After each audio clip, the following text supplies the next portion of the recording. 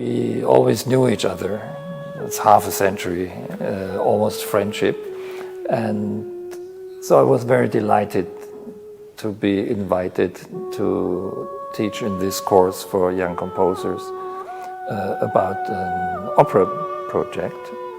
And it turned out to be a quite thrilling project, actually. And it's been a lot of fun working here with the young people.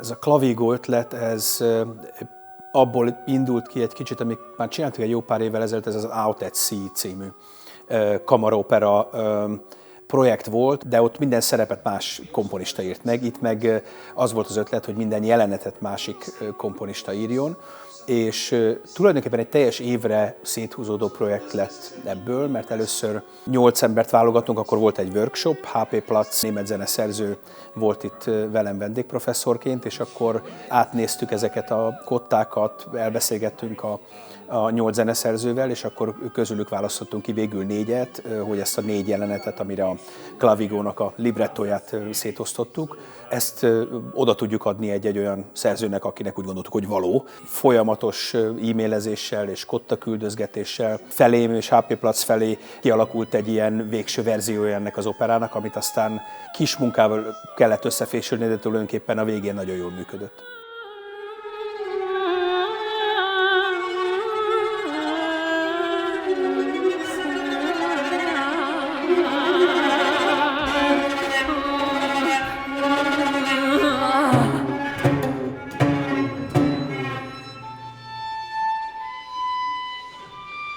I'm from Sweden, a very small village in Sweden. It's around 500 people. So, you know, culture and concerts was very limited where I grew up. But I've always had music in my house. So my father played the instruments, his mother played the instruments. So there's always been music around. I mean, a big part of being a young composer is doing competitions, going around to festivals. So I found this online. I thought it was a good experience to do. I wanted to come, wanted to work with Péter. I wanted to work with Platz, that was one of the mentors. Yeah, and then I was just very lucky to be one of the chosen ones. Ich muss unter dem Volke nur Geschoppe des guten Geschmacks werden. So my act, yeah, it's the second act. What happened was the foundation took the libretto from Goethe and cut it in 4 parts, 4 acts, and then we each got 1 act to do. And mine was the second. So we obviously had a clue maybe how they shared it. They probably had reasons like, to decide this way.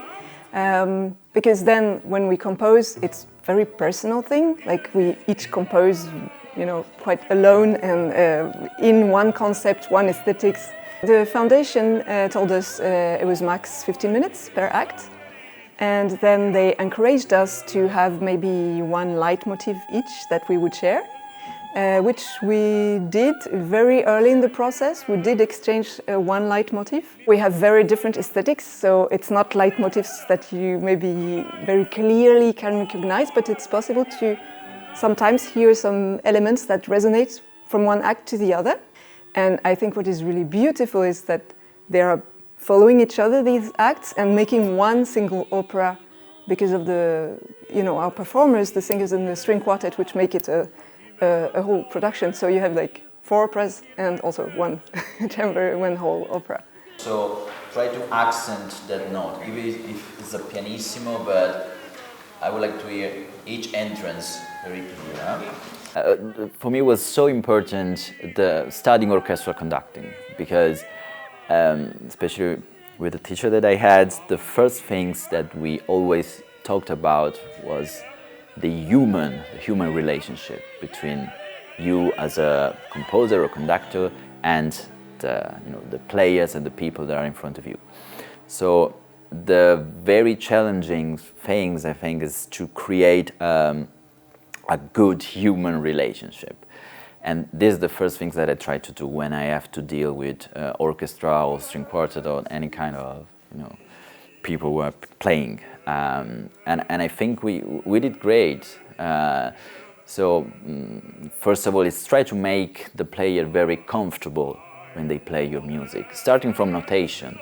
That's why it was so important, for example, the work that Gergely did with us, because we really talked about the practicability of the score, of how to notate something in a way that musicians are not struggling to understand, or everything that can make them comfortable. So I think this is the first things. So try to make them like very comfortable, a part of something. Also, that's the only way that they can enjoy this.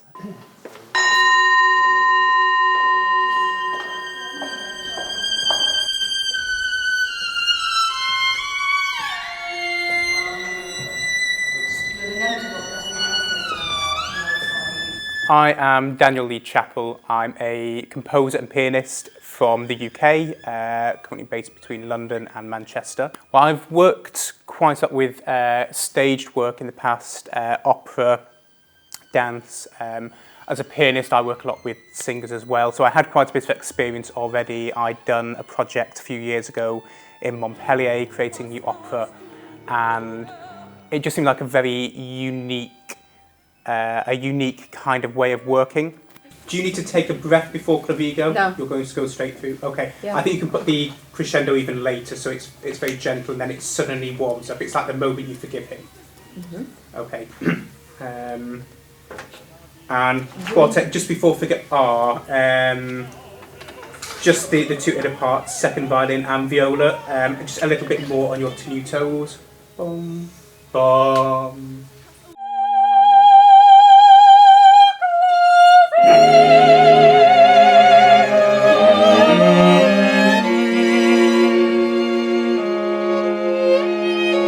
Sort of halfway through the writing process, we got the news that he'd passed away, which is very sad. But it's nice we've been able to continue the project, bring it to completion, and this was really the last project that was set up whilst Peter was still alive and involved in the foundation. So I think it's quite a poignant piece, really. Contrast, you know, it begins like, and you actually need to do a scordatura for the violin. Oh, yeah. Maybe in an angle. Én úgy tudom, hogy már több körben dolgoztak a zeneszerzők a Vajda Gergővel, és vele átbeszélték a darabokat, és Gergő gyakorló karmester, gyakorló zeneszerző, úgyhogy ő pontosan tudja, hogy egy hangszeres kezében mi valósul meg abból, ami le van írva egy ilyen kottába. Úgyhogy amennyire én tudom, itt már igyekeztek minden olyan élt elsimítani, ami egy ilyen próba folyamatot megakaszthat. Úgyhogy azok a kották, amiket mi megkaptunk, azok már teljes mértékben játszhatók, és csak rajtunk áll, hogy azokat mennyire valósítjuk meg jól. Yeah.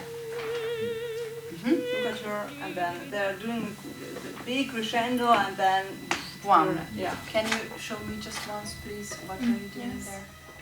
De Susanne-nak az a feladata, hogy felügyelje olyan értelemben a projektet, hogy a különböző arányok jól működjenek, hogy a próbaidő felhasználása elég hatékony legyen, hogy optimalizáljuk az énekesek terhelhetőségét például. Tehát ez egy komplex feladat, egy próba rendet jól megtervezni, jól kivitelezni, hogy a rendelkezésre álló időt tényleg a lehető leghasznosabban töltsük.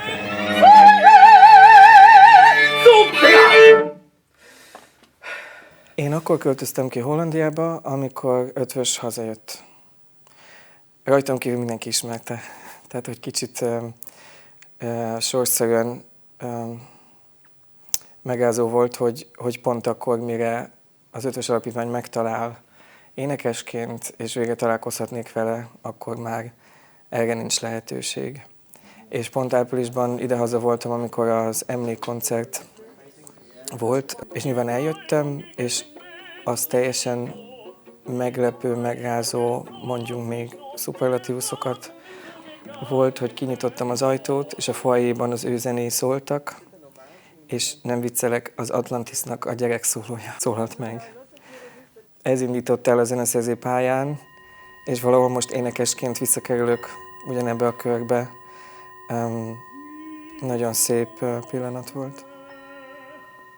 A munka első folyamatára azért Péter még rá tudott nézni, szóval megnézte a kottákat, meg beszélgettünk erről, hogy megy az egész folyamat. A Goethe évből indult ki, Clavigo ötlete is innen jött, hogy ehhez a darabhoz valahogy hozzá lehetne nyúlni, hogy ebből egy ilyen mai dolgot csináljunk valahogy úgy, hogy az érvényes legyen, és budapesti bemutató után aztán a berlini Collegium Hungaricumban is ezt el tudtuk játszani, úgyhogy hát valahogy egy picit ilyen magyar-német kapcsolatokat is próbáltunk ezzel ápolni.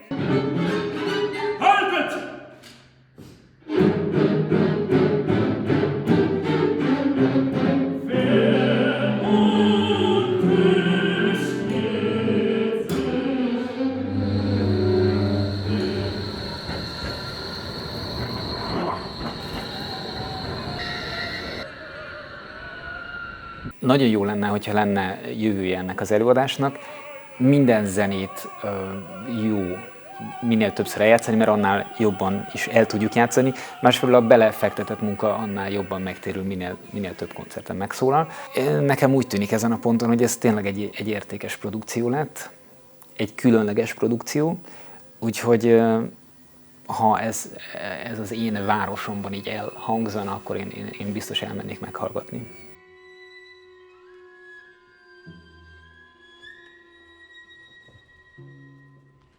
Az az érdekesség még nekem ebben az egészben, hogy hogyan tudnak mai fiatalok, hát nálam jóval fiatalabbak, tehát ilyen 20-valány évvel fiatalabbak, egy egészen régi-régies, romantikus szöveghez nyúlni, úgy, hogy a végére, őszintén szóval én is elámultam, hogy mennyire egységessé vált a produkció, miközben azért lehetett érezni, hogy kinek mi az, ami fontos lehet egy ilyen szövegben, vagy mi az, amit esetleg itt a workshop alatt így egy év alatt megtanult, hogy az óperának mi a lényege.